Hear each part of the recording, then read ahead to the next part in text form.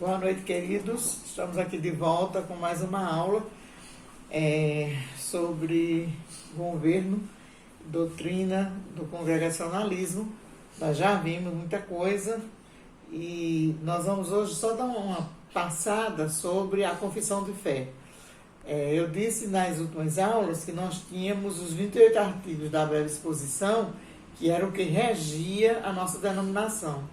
Mas aí, depois, foi proposto a questão de uma confissão de fé para a denominação, e a gente sabe que isso durou um tempo de mais ou menos 2 anos, né? Um grupo de irmãos, de pastores da nossa denominação, eles foram nomeados, partiu, acho que de pastor Aurivan quanto presidente, né? E essa comissão passou 2 anos estudando e tendo assim que se debruçar sobre várias confissões de fé para que pudesse sair algo bem enxuto e bem equilibrado para a nossa denominação.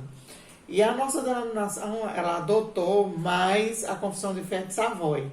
A maioria dos ensinamentos que nós temos é de Savoy. E como a gente lê na história da confissão de fé da nossa denominação, que alguns pastores achavam que deveria ser uma confissão de fé contemporânea, que tivesse realmente características do evangelho brasileiro. Mas aí chegou a um denominador comum que confissão de fé não precisa ser brasileira, nem asiática, nem africana, nem americana. Ela é a defesa das escrituras. E as escrituras é legal, é bênção de Deus em qualquer país, em qualquer lugar. Então, isso é o que a confissão de fé defende, são os princípios básicos, genuínos, puros, que a nossa denominação congregacional se baseia e se firma. Nós louvamos a Deus por isso, né? Então, tudo que foi trabalhado aqui nessa confissão de fé foi para o bem da nossa denominação. Inclusive, na nossa confissão de fé tem um capítulo, né, sobre pneumologia que não tinha nas outras confissões de fé, nenhuma. Só na nossa que foi enriquecida com isso, né, com esse assunto tão emblemático e tão precioso para nós, visto que a nossa denominação congregacional Aliança, nós nascemos dentro de uma renovação espiritual, algo que a gente não tinha muito conhecimento, nem muita literatura, mas era uma ação do Espírito Santo. Foi o Senhor que programou isso, não foi homem, mas foi Deus. E a nossa denominação cresce debaixo dessa intrepidez, né, desse fervor, desse desejo de evangelizar, desse desejo de ter uma vida santa, desse desejo de ter uma vida de busca a Deus, que isso é bíblico. Então, o trabalho da comissão foi árduo, e depois que eles prepararam o texto, eles tiveram agora que passar, né, pelos grupos da nossa denominação, pelas divisões das regiões, de distrital, para que os líderes pudessem estar vendo esse documento e pudessem estar dando o seu apoio. E a gente sabe que foi lá no Congresso em Garanhuns, né, onde essa confissão foi aprovada. Graças a Deus, porque a fonte de conhecimento para os congregacionais do Brasil e que pertence à Aliança. Então, todo pastor, todo crente congregacional precisa ter conhecimento da confissão de fé. Precisa estudar, precisa orar para receber aquilo que vem de Deus, que está dentro desse documento. Nós não vamos fazer aquilo que o homem quer, mas aquilo que está com respaldo bíblico, que a gente sabe que tem a mão de Deus sobre isso. Então, vale salientar que as nossas igrejas, elas adotam a Bíblia que é a regra de fé e prática para nós congregacionais. Nós não temos outra coisa. Não é a confissão de fé que vai nos fazer mais crente, não é a confissão de fé que vai fazer com que produzamos mais, não é a Bíblia Sagrada quem faz isso. Louvado seja Deus. Então, a história do cristianismo é um testemunho vivo de que os cristãos, desde cedo, eles confessaram e publicaram suas crenças através de declarações de fé. Quando os problemas doutrinários começam a aparecer, as definições teológicas a respeito de Deus, de Cristo e de outras doutrinas da fé cristã exigem muita reflexão. E em resposta à história, mostra que a igreja cristã convoca concílios para estudarem acuradamente esses assuntos, e muitas vezes eles varam noite adentro discutindo e verificando biblicamente o que essas doutrinas realmente trazem de conforto, de bênção, de ensinamento, de aprendizado para a vida dos crentes congregacionais. Louvado seja Deus! As primeiras confissões de fé na história da igreja foi o credo apostólico, o credo de Nicéia, o credo de Calcedônia. Então, foram documentos que saíram de dentro de concílios, onde homens de Deus debateram, estudaram acuradamente para que esses documentos pudessem sair e trazerem firmeza e norte para o povo cristão, né? Então, não é qualquer coisa que a gente vai dizer que é uma confissão de fé, não é qualquer documento, mas é um documento analisado, é um documento abalizado, é um documento estudado, é um documento à luz da Bíblia. Então, os protestantes e as confissões de fé. No século XVI, houve a grande divisão do cristianismo e o surgimento da fé protestante. Uma das bandeiras deste movimento era só as Escrituras, ou seja, afirmavam que as suas doutrinas seriam baseadas única e exclusivamente na Bíblia Sagrada e estavam resgatando a centralidade das Escrituras na igreja. Contudo, isso não os levou a abrir mão das confissões de fé, porque uma declaração de fé não anula a doutrina de suas Escrituras. Pelo contrário, ela afirma. Por quê? Porque a confissão de fé é um documento baseado na Escritura, na palavra de Deus. Então, não pode fugir dessa regra. Não pode deixar de ser isso. Não é conceito do homem. Não é conceito de A nem de B. É o conceito das Escrituras. Aquilo que a Escritura genuinamente, puramente diz acerca da palavra de Deus. Nós vamos ver também que houveram outras, né, além dos que nós falamos, da questão dos credos que saíram, aí saíram também as confissões de fé, né? Lutero e a confissão de fé de Augsburgo. A primeira confissão helvética, que foi representando oficialmente as principais cidades reformadas na Suíça. Vários teólogos se reuniram em Basileia nos dias de 1 a 4 de fevereiro do ano de 1536 e elaboraram esse documento, que se tornou a primeira confissão geral suíça e a primeira confissão reformada com autoridade nacional, sendo considerado o ápice do desenvolvimento confessional do zwinglianismo. Depois nós vamos ver a confissão belga. A confissão belga foi no ano de 1561. A construção dessa confissão de fé se deu no tempo em que os protestantes dos Países Baixos sofriam forte repressão da Espanha católica que dominava a região. Seu autor foi o pastor reformado Guido de Bresse, que após passar alguns anos na Inglaterra como refugiado, retornou à Bélgica. Teve que fugir novamente no ano que escreveu a Confissão de Fé. Ela foi recebida pelas igrejas reformadas dos Países Baixos e foi aceita por sínodos reunidos em Antuérpia. Tivemos a segunda Confissão Helvética em 1562. Né? Ela foi publicada em 1566 por Frederico III, príncipe eleitor do Palatinado, uma província da antiga Alemanha. Essa confissão foi adotada pelas igrejas reformadas da Suíça, França, Escócia, Hungria, Polônia e outros.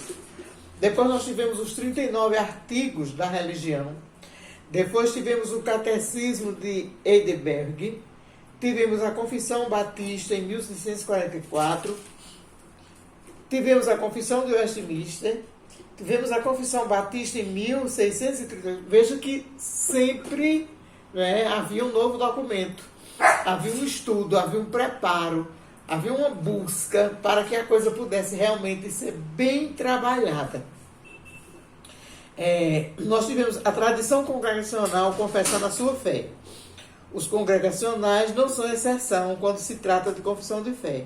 Desde suas origens modernas na Inglaterra, os congregacionalistas estiveram às voltas com documentos que expressavam suas crenças de maneira sistemática. No começo mantinham concordância com a confissão belga, até o momento em que acharam por bem construir suas próprias declarações específicas. Abaixo segue um breve esboço de alguns desses documentos. Primeiro, nós tivemos a verdadeira confissão em 1596. Depois tivemos a Confissão de Fé de Henry Jacob. Tivemos a Plataforma de Cambridge. E tivemos também a Declaração de Savoy, que foi no ano de 1658. Os congregacionais se tornaram fortes na nação inglesa após a Guerra Civil.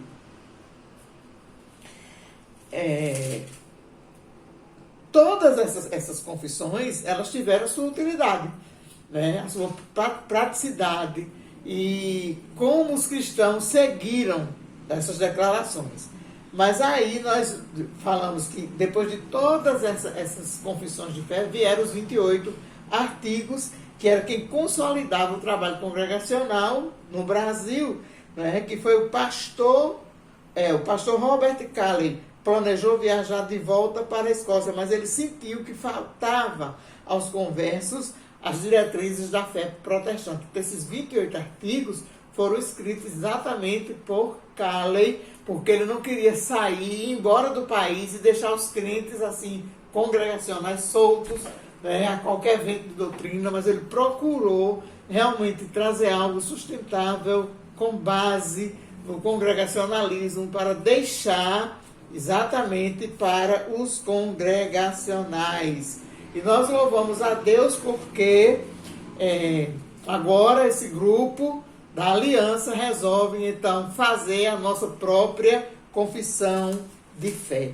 E nós sabemos, queridos, que a confissão de fé, como nós dissemos antes, não é nada mais nem nada menos do que uma busca das Escrituras, né? Um embasamento da nossa fé, das nossas declarações como congregacionais dentro das Escrituras Sagradas. Nós cremos e confessamos que ainda que a luz da natureza e as obras da criação e da providência manifeste a bondade, a sabedoria e o poder de Deus de tal modo que os homens ficam indesculpáveis, elas não são suficientes para dar aquele conhecimento de Deus e de sua vontade que é necessária a salvação. Portanto, aprove ao Senhor em vários momentos, de diversas maneiras, de diversos modos, revelar e declarar a sua vontade para a sua igreja através desses documentos.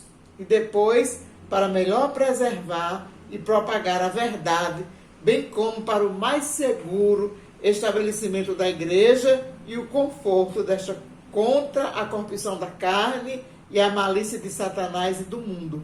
Aprove a ele entregá-la para que fosse plenamente escrita. Isso torna a Sagrada Escritura totalmente indispensável. Tendo agora cessado aquelas antigas formas de Deus revelar sua vontade ao seu povo, agora ele se revela através das Escrituras Sagradas. Então, quando a gente fala Escritura Sagrada, a gente pode também falar Palavra de Deus, né? A Bíblia Sagrada. Inclui-se nela, nós sabemos hoje, os livros do Novo e do Antigo Testamento, né? E a gente sabe também que todos esses livros foram dados pela inspiração de Deus para construírem a regra de fé e vida prática. Nós ouvimos falar nos livros apócrifos. O que é livros apócrifos? Aqueles que não têm a inspiração divina. Então, a Bíblia Sagrada, instrumentalidade do Espírito Santo de Deus, Deus que revelou a sua vontade através da sua palavra, para que o homem fosse salvo, para que o homem pudesse se ver livre dos seus pecados, para que o homem pudesse ter Deus como Senhor, como centro de sua vida. Tudo isso nós só vamos encontrar na centralidade da palavra de Deus, que é regra de fé e prática para a nossa vida. A confissão de fé, ela mostra, Deus e a sua Santíssima Trindade. Quando a gente vai estudar na Bíblia esse assunto, nós sabemos que ele é muito vasto, mas a confissão, ela amarra isso muito bem. Cremos e confessamos um só Deus vivo e verdadeiro, o qual é infinito em seu ser e na sua perfeição. Possui um espírito puríssimo, invisível, sem corpo, partes ou paixões, imutável, imenso, eterno, incompreensível, onipotente, sapientíssimo, santíssimo, totalmente livre, totalmente absoluto, operando todas as coisas segundo o conselho de sua própria imutável e justíssima vontade. Glória a Deus por isso. Para a sua própria glória, amantíssimo, gracioso, misericordioso, longânimo, riquíssimo em bondade e verdade, perdoando a iniquidade, as transgressões e o pecado, e é galardoador de todas as coisas, aqueles que o buscam, aqueles que o recebem, aqueles que o aceitam como Salvador e que passam a viver segundo as Escrituras bíblicas, as Escrituras sagradas. Então, o Senhor, Deus Todo-Poderoso e a Trindade se revela para nós, através da sua bondade infinita, da sua graça, do seu amor, do seu cuidado, para com as nossas vidas. Nós temos também sobre o decreto eterno de Deus. Nós cremos e confessamos que desde toda a eternidade e pelo sapientíssimo e santíssimo conselho de sua própria vontade, Deus ordenou livre e imutavelmente tudo quanto acontece, porém de modo tal que nem é ele o autor do pecado, nem se faz violência à vontade das criaturas, nem é tirada a liberdade ou a contingência das causas secundárias. Ao contrário, tudo isso é estabelecido. Embora Deus saiba tudo quanto pode ou não se suceder em todas as circunstâncias imagináveis, ele não decretou coisa alguma por havê-la previsto como futura, nem como algo que haverá de acontecer em tais circunstâncias. Aqueles, dentre a humildade, que são predestinados para a vida, Deus, antes que fossem lançados os fundamentos do mundo, segundo o seu eterno e imutável propósito e o secreto conselho e o beneplácito de sua vontade, escolheu em Cristo para a glória eterna, simplesmente por sua livre graça e seu amor, sem qualquer previsão de fé ou de boas obras, ou de perseverança em qualquer um deles, ou de qualquer outra coisa na criatura, como condições ou causas que a isso movessem, e tudo para o louvor da sua glória. Então Deus viu a nossa pequeninez, Deus viu a nossa incapacidade, Deus viu que nós não temos coisa nenhuma, e a Bíblia diz que nós não temos nada, irmãos, se do céu não nos foi dado.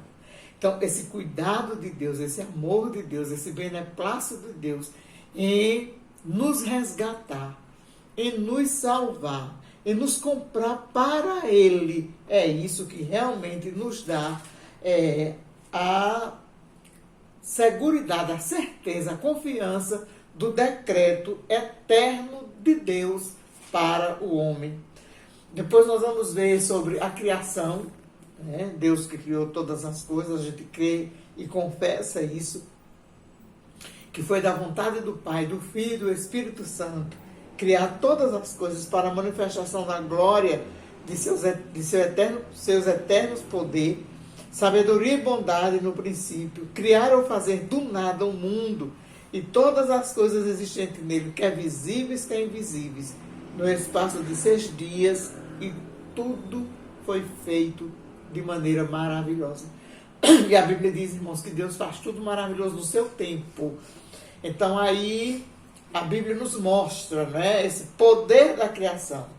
Depois a gente vai ver a questão da criação dos seres angelicais, como Deus fez anjos para habitar o céu dos céus, para viver na sua presença. E quando a gente lê lá em Apocalipse, nós vamos ver que os anjos vivem na presença de Deus para cultuá-lo, para adorá-lo, para exaltá-lo, para dizer o quanto o Senhor é grande. Então, os seres angelicais foram criados para isso. Nós cremos piamente. Então, a palavra de Deus, irmãos, no congregacionalismo, ela nos dá essa riqueza de verdade. Então, desde o nosso Deus supremo e a Trindade, desde a sua criação, desde os seres angelicais, depois a gente vai ver a doutrina da providência de Deus, né? O congregacionalismo crê nisso, nada acontece por acaso. Deus não é um Deus de acaso, Deus é um Deus que provê, é um Deus que faz acontecer onde não está acontecendo, um Deus criador, um Deus excelso, um Deus maravilhoso. Quando a gente vê tudo isso, aí a gente vai agora ver biblicamente e como congregacionais nós cremos isso, que houve a queda do homem, porque o homem desobedeceu a esse Deus santo, a esse Deus trino, a esse Deus criador, a esse Deus autêntico, a esse Deus onipotente, e daí deu a queda do homem através do pecado. E a gente nós não podemos ver todos os pontos, né, da confissão de fé, mas a gente vai ficar com esses. Eu queria só fazer aqui uma retrospectiva, né, sobre o primeiro ponto é Deus e a Santíssima Trindade. Depois o decreto eterno de Deus. Depois nós vamos ver sobre a criação, os seres angelicais, a providência e a queda do homem. E na próxima aula nós estaremos dando o resumo do restante da confissão de fé, encerrando assim o nosso conteúdo desse semestre. Que Deus nos abençoe.